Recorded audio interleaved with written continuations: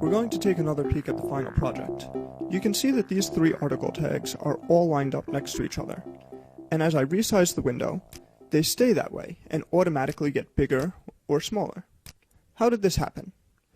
Well, let's start off the same way as always, writing article, open and close curly brace, and just a note here, if you have multiple tags with the same name, like we do with the articles here, this will affect all of the articles on the page. The first property we'll use is one that you're familiar with at this point, and it's background. We'll make this have a white background, so RGB 255, 255, 255.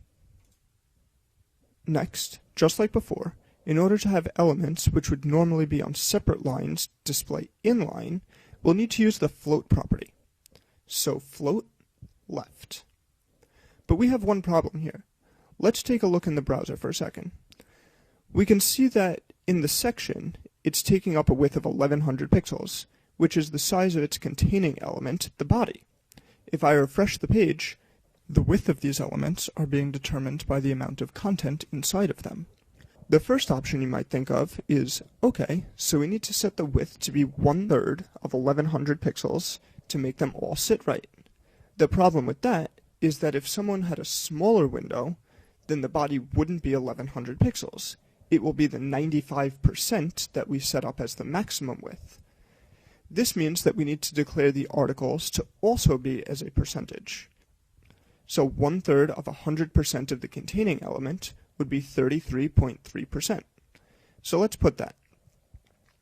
Now back in our browser, I reload the page, and yes, they're all on one line, but I want some separation between each of these three boxes.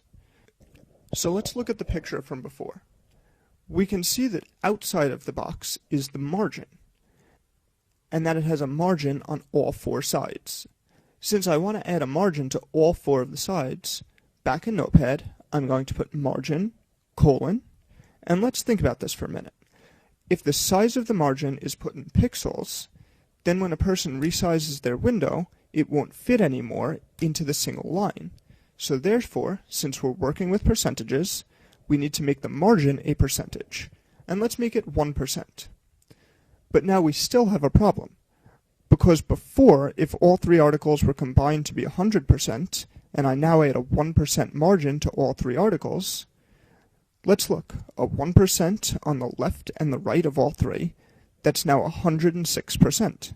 So again, they won't fit. So what we need to do is subtract 2% from the width. That's because there's 1% on the left and 1% on the right. This way, we're back at 100%.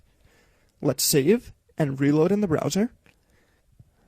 And I still don't like this, even though it's looking a little bit better. The words are all the way against the edge.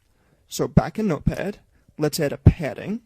And since we're using percentages, let's continue with that. We'll give it a 1% padding to get the text off of the edge. But just like before, if we add 1% to the left and right, we need to subtract 2% from the width, now bringing it down to 29.3%. Save and refresh the browser. And now that's starting to look good. But I see a problem here. Since the height is automatically defined by the amount of content in the article, and this article has less content than the others, we should set a specific height so that they're all the same. Back in Notepad, height, and we'll make it 200 pixels. Before we reload the browser, I want to do one more thing. We have a white background for the articles and black text. I'm not a big fan of plain black text, so let's make it a little gray. So we'll just select the H3, because all of our H3s are inside of articles, and we don't have them anywhere else, so it doesn't need to be more specific. And we'll give it a color of RGB 45, 45, 45. Now let's come and select the P tags inside of the article tags, because we do have P's elsewhere. And let's make those have a color of RGB 75, 75, 75. And also, don't forget that we have a list inside of the second article, so we also need to make a rule for all the LIs.